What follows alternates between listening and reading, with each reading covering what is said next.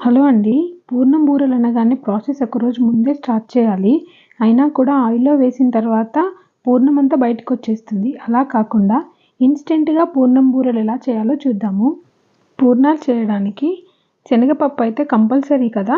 నేనైతే ఒక కప్పు శనగపప్పుని తీసుకొని కడిగి ఒక 3-4 అవర్స్ అయితే నానబెట్టుకున్నాను. నానిపోతే కొంచెం మెత్తగా అయిపోతుందండి శనగపప్పు.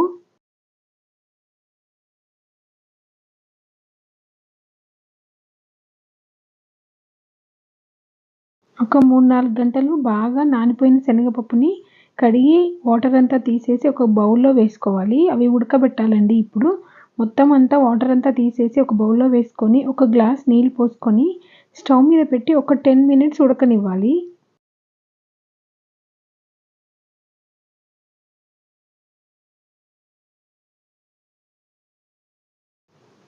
మనకి లోపల పూర్ణం బాగా మెత్తగా పేస్ట్ లాగా అవ్వాలి అంటే కుక్కర్‌లో వేసుకోవచ్చు. లేదు అనుకుంటే నాకు లోపల పూర్ణం బాగా మెత్తగా ఉంటే ఇష్టం ఉండదు. అందుకని కొద్దిగా పొడి పొడిగా ఉండాలి. పలుకులు పలుకులుగా ఉండాలి. అందుకని ఒక 10 మినిట్స్ కుక్ చేసుకుంటే సరిపోతుంది. 10 మినిట్స్ తర్వాత గ్యాస్ ఆఫ్ చేసి వాటర్ తీసేసి పక్కకు పెట్టుకొని చల్లారనివ్వాలి. ఇప్పుడు స్టవ్ మీద ఒక బాండీ పెట్టుకొని ఒక 3 కప్పుల వరకు నీళ్లు పోసుకోవాలి. మనం ఏ కప్పుతో అయితే శనగపప్పు తీసుకున్నామో అదే కప్పుతో కొలతలు చెప్తున్నానండి. అందులోకి కాస్త ఉప్పు, అలాగే ఒక స్పూన్ షుగర్ వేసుకొని కరగనివ్వాలి. ఒక కప్పు సూజీ రవ్వ తెలుసు కదా మనకి, అంటే ఉప్మా రవ్వ.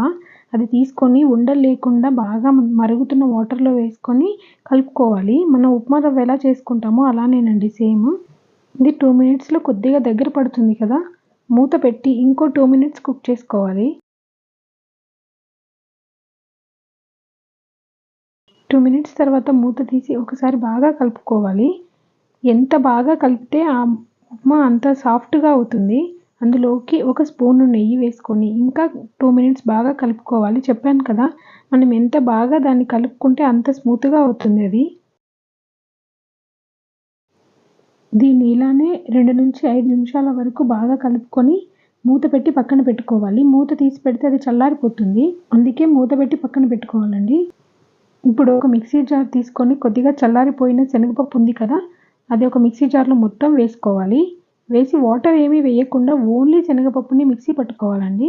ఇది ఇలా పొడి పొడిగా మిక్స్ అవుతుంది. బాగా మెత్తగా పేస్ట్ లాగా పట్టకూడదు. వాటర్ ఏమీ వేయకూడదు. ఇలా పొడి పొడిగా కొద్దిగా పలుకులు పలుకులుగా మిక్సీ పట్టాలి. ఇది మొత్తం ఒక ప్లేట్‌లోకి తీసుకోవాలి. ఇప్పుడు మనం ఏ కప్పుతో అయితే శనగపప్పు తీసుకున్నామో అదే కప్పుతో ఒక హాఫ్ కప్పు బెల్లం వేసుకోవాలి. మీకు కొంచెం స్వీట్ ఎక్కువగా తినే వాళ్ళైతే ఫుల్ కప్పు వరకు వేసుకోవచ్చు. నార్మల్ స్వీట్ కావాలనుకుంటే హాఫ్ కప్పు బెల్లం వేసుకోండి. లేదంటే షుగర్ కూడా హాఫ్ కప్పు వేసుకోవచ్చు. ఇందులోకి ఒక స్పూన్ ఇలాచీ పొడి, అలాగే హాఫ్ కప్పు బెల్లం అయితే వేస్తున్నాను నేను. వేసి ఇదంతా బాగా కలిసేలాగా మొత్తం బాగా మిక్స్ చేసుకోవాలి. బెల్లమంతా కరిగిన తర్వాత ఈ పప్పుని ఇలా కొంచెం కొంచెంగా తీసుకొని ఉండల్లాగా చేసుకోవాలి. అదే పూర్ణాలన్నీ చేసుకోవాలండి. ఇలా పూర్ణాలన్నీ చేసుకొని ముందుగా పక్కన పెట్టుకోవాలి. మనం ముందుగా ఉప్మా చేసి పక్కన పెట్టుకున్నాం కదా! దాన్ని మూత తీసి బాగా కలపాలి ఒకసారి.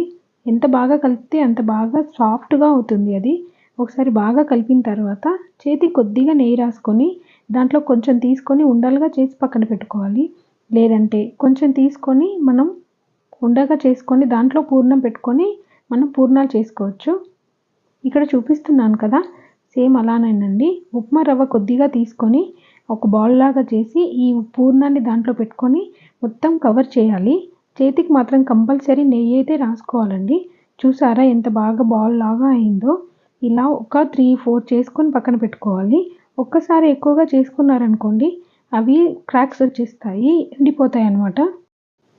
ఆయిల్ బాగా వేడైన తర్వాత స్టవ్ మీడియం ఫ్లేమ్‌లో పెట్టుకొని ఒక్కొక్కటిగా పూర్ణం వేసుకొని ఫ్రై చేసుకోవాలి. ఎక్కువ ఒక్కసారి వేయకూడదు.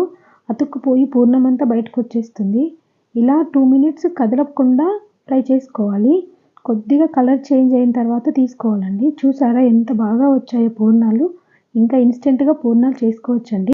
మీకు ఈ వీడియో నచ్చితే లైక్ చేసి సపోర్ట్ చేయండి. సబ్స్క్రైబ్ చేసుకోవడం మాత్రం మర్చిపోకండి.